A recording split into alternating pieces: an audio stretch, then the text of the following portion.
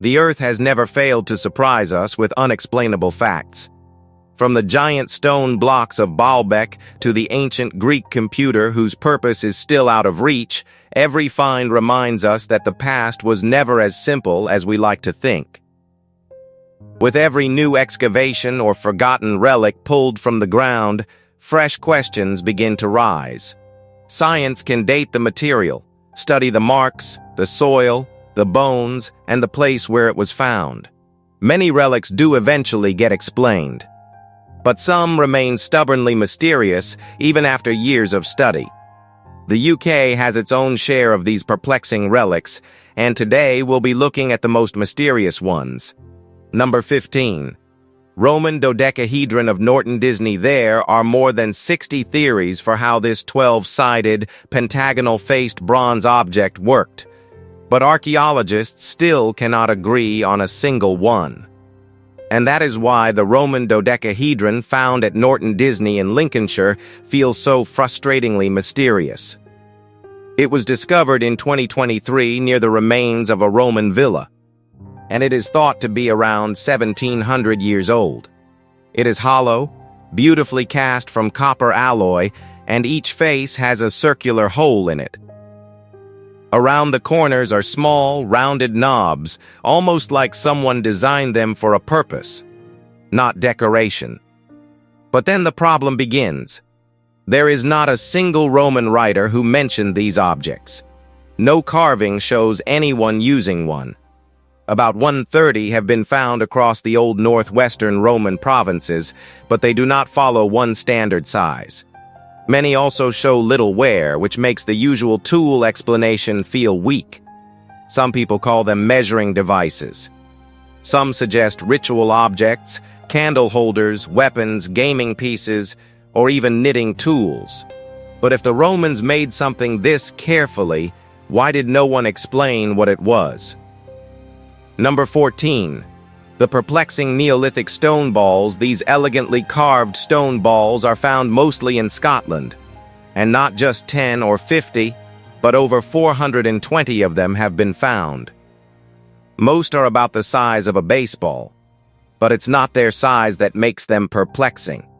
What actually makes them so strange is that no two are exactly the same.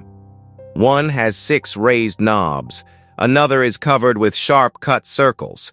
Some have spirals, deep grooves, weird lobes, and patterns that look far too planned to be random decoration. We mean whoever made them was not just chipping stone for fun. These ancient creators knew balance, symmetry, pressure, and designed the kind of skill you do not expect from something made 5,000 years ago. And yet, after all that effort, no one can say what they were for. They have been found in settlements, burials, and sometimes completely alone. Some look heavily handled, almost like they were passed from one person to another. Were they weapons? Ritual objects? Ball bearings to move megaliths? Or something we have not even imagined yet? Number 13. The mysterious Ballachulish Figure. This weird-looking ancient figure may not be the most beautiful girl in the world, but even with that creepy face, millions of people have stared at her and wondered the same thing: who was she meant to be? Builders found her in 1880 near Loch Leven, in the Scottish Highlands, buried under peat at Ballachulish. She was carved from alderwood around 600 BC, making her more than 2,500 years old, and she remains the oldest known human figure ever found in Scotland. Her body is simple, almost plank-like, but the details matter. She had quartz pebble eyes, stood close to a raised beach, and may once have watched over the dangerous narrows where seawater met Loch Leven. To ancient travelers, that wooden figure could have been a guardian, a warning, or something sacred standing between land and water. Some call her a fertility figure because of the object she holds, though the damage makes certainty impossible. When she was dried after discovery, the waterlogged wood warped, cracked, and stole part of her story with it. Number 12. The Bromeswell bucket at Sutton for decades. This bucket was one of the most mysterious relics linked to Sutton. At first, it looked like a rare imported treasure, a 6th century Byzantine bucket made far from England, probably somewhere in the eastern Mediterranean world, then carried all the way to Suffolk. And honestly, that was strange enough. But the real shock came when archaeologists studied the inside more closely. This was not just a fancy vessel placed beside the dead. It had been used to hold cremated remains. Traces of burned human bone, animal bone, and the signs of a funeral pyre changed the whole story. A luxury object from the Byzantine world had somehow ended up inside an Anglo-Saxon burial ritual. That detail makes the bucket feel impossible to ignore. Someone important was buried with it. Someone with enough status to own an object that had crossed huge trade routes before reaching Britain. So, was it simply a gift or a sacred container chosen for one final journey? Sutton keeps giving answers, but never clear ones. Number 11. The ancient chessmen of Lewis humans have been playing chess for centuries, perhaps as far back as the 6th century in India. But the Lewis chessmen do not feel like ordinary gaming pieces. They feel like a medieval court was carved small enough to hide in someone's hands. In 1831, a group of strange ivory figures came out of a sandbank on the Isle of Lewis, off Scotland's northwest coast. There were kings, queens, bishops, mounted knights, warders biting their shields, and plain pawns, 93 pieces in total, carved mostly from walrus ivory, with a few made from whale tooth. They are usually dated to the late 12th or early 13th century, when the Isle of Lewis was under Norwegian rule. That detail matters because their faces, clothing, weapons, and even their stiff little expressions point strongly toward the Norse world. But some questions never left. Who buried them in the sand? And why were several sets hidden together, then abandoned for more than 800 years? It's still a riddle. Number 10. The ancient Britain scribbles, oldest writing? Is this really the oldest proof of human writing in Britain? That's a question historians are still trying to answer through this relic. In 2016, archaeologists found a cache of more than 400 wooden writing tablets beneath the lost Walbrook River in the middle of London, and from that day, the early story of the city started sounding less silent. These tablets were not royal speeches or grand monuments. They were everyday Roman messages, scratched into thin pieces of wood between AD 43 and AD 80, right around the time Rome was turning Britain into a province. And strangely, that makes them even more powerful. One tablet carries the earliest known written mention of London.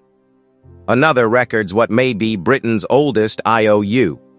There are business notes, legal matters, loan requests, and even school-style writing, with letters being practiced like a child learning the alphabet. So the mystery is not just what they say, it is how much life they bring back. Soldiers, traders, officials, and students were all leaving marks in wet Roman London, never knowing those quick scratches would become some of Britain's first written voices. Number 9. The Pictish stone, new language. This stone was once mistaken for rock art, but after closer inspection, researchers found it may be part of an unknown written language dating back to the Iron Age, possibly belonging to the Picts, the ancient people who lived across northern and eastern Scotland. And the weird part is, they did not leave behind books, letters, or long written records that can explain themselves. What they left were stones, hundreds of them, carved with symbols that almost feel familiar, but never enough to be read. Some show animals, warriors, mirrors, combs, weapons, and battle scenes. Others carry shapes that look more like signs than decoration: crescents, rods, discs, strange beasts, and paired symbols repeated across different stones. That repetition is what makes researchers pause, because random art does not usually behave like that. The problem is painful. It's still a puzzle where the image ends and the language begins. Were these names, clan marks, memorial messages, sacred signs? Without a Pictish Rosetta Stone, the carvings remain trapped between artwork and writing close enough to tease us but still refusing to speak. Number 8. The Boethius manuscript, the Bible, is one of the oldest and most powerful books in European history. But in the Middle Ages, one other text sat bizarrely close to it in influence: The Consolation of Philosophy by Boethius. Boethius wrote it around AD 524 while sitting in prison, waiting for execution. Centuries later, monks copied it across Europe, and one 12th century copy ended up in the University of Glasgow's special collections. For a long time, scholars treated it as English, useful, beautiful, but not exactly a Scottish treasure. Then Dr. Kylie Murray took a closer look in 2015, and the quiet manuscript began causing trouble. Its decoration did not behave like English work from that period. Instead, it carried links to King David I's Scotland, especially the artistic style connected with Kelso Abbey and the Kelso Charter of 1159. That change is more than a label in a catalogue. It suggests Scotland had a richer literary culture in the 1100s than many people assumed, and one manuscript, almost ignored for years, had been holding that secret in plain sight. Number 7. The Skara Brae Buddo. This is one of those relics that almost sounds too convenient for history. A tiny Neolithic figure was found at Skara Brae in Orkney during the 1800s, drawn in an old notebook, described as a possible idol, and then, for around 80 years, it slipped out of sight. The figure is carved from whalebone, only about 5 centimeters high, with no arms, no legs, and a face cut with simple marks for eyes and mouth. 2 holes run through its sides, which have made some people wonder whether it was once hung up, worn, or tied to something. For decades, researchers had little more than George Petrie's rough sketch. Then, in 2016, Dr. David Clark was going through unprovenanced scalehouse material at Stromness Museum and found the Buddo resting in a storage box. Toy, charm, ancestor, household spirit, the name changes depending on who looks at it. But after 5,000 years, that tiny whalebone face still feels disturbingly awake. Number 6. St. Ninian's treasure. In 1958, Douglas Coutts, an ordinary schoolboy, made a discovery that most treasure hunters only dream about. He was helping at an excavation on St. Ninian's Isle in Shetland, where a medieval chapel once stood, when he noticed a flat stone marked with a cross. Under it sat a wooden box. Inside was one of Scotland's finest early medieval silver hoards, 28 pieces, including brooches, a knife, a spoon, and decorative metalwork, mostly silver and silver gilt.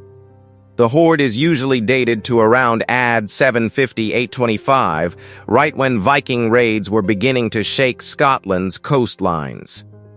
That timing makes the hiding place feel nervous.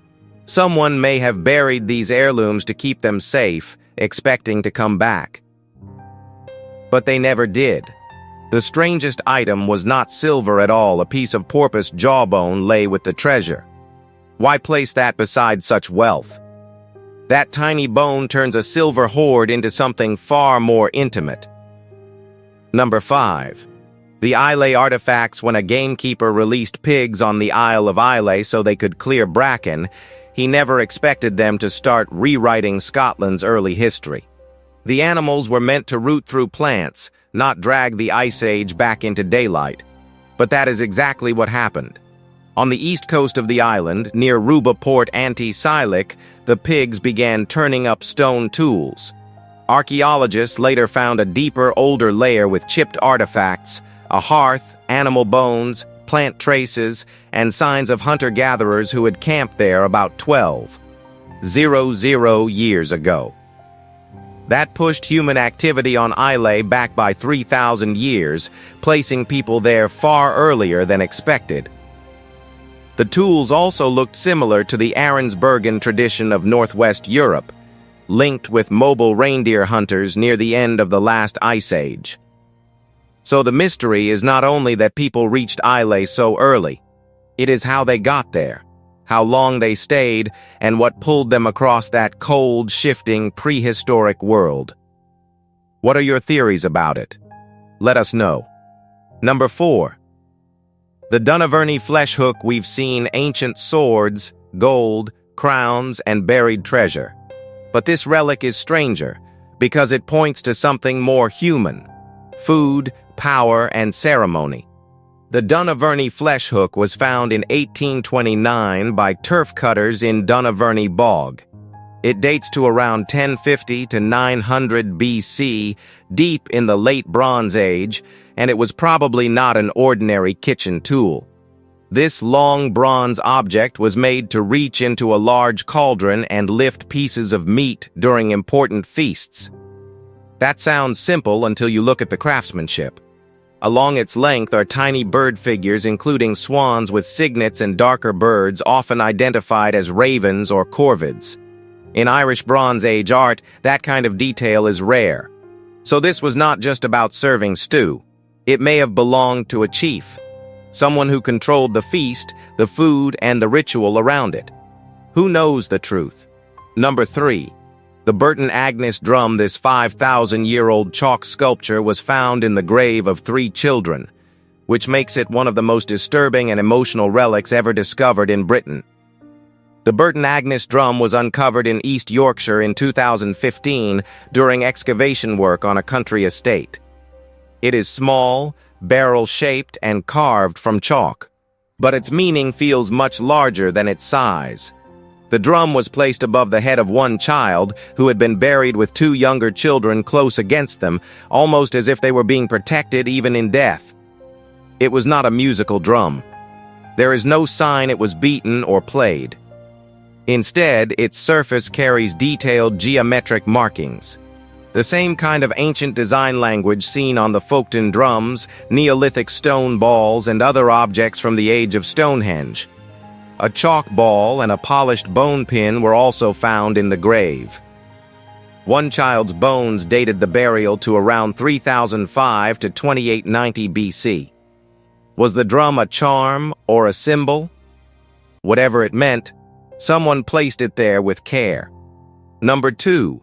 Romano-British cosmetic grinders. The strangest part about these Romano-British cosmetic grinders is that archaeologists know how they worked, but not what they were grinding. They were small copper alloy tools made in 2 pieces, a curved mortar with a groove and a matching pestle that rubbed back and forth inside it. Many had loops so they could be hung or carried, and some were decorated with birds, cattle, human forms, or even phallic symbols. That last detail has made some researchers wonder whether they were linked to fertility, desire, or healing. They appear mostly in Britain, from around 100 BC to add 200, and they are rare on the European mainland. Wear marks show they were used with a sideways grinding motion, not like Roman marble pallets, which mixed substances in a flatter circular way. And that is where the mystery becomes strangely intimate. Were people crushing cosmetics, medicines, aphrodisiacs, narcotics, or ritual mixtures? The residue inside the mortars has never given a clear answer. Someone once held these tools close, prepared something carefully, and then left us with everything except the ingredient. Number 1. Bronze Age lock rings. Gold in the Bronze Age was never just gold. In Britain and Ireland, it could mean rank, beauty, ritual, or something only the dead understood.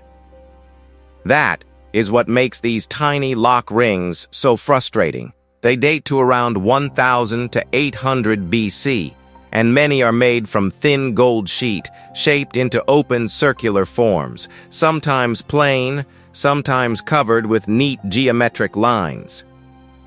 They have been found in Britain, Ireland, and parts of France, often in pairs, as if they once belonged together on a body, a garment, or some kind of ceremonial display.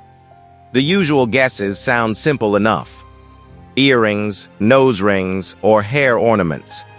But once researchers look at their shape and construction, none of those answers fits comfortably. Some would have been awkward to wear. Others seem too delicate or too strangely formed for daily use. So what were they really? They seem made for display, but not in any way we can prove. Well, that's all from us. If you've enjoyed this video, please give it a like and subscribe. We'll see you in the next one.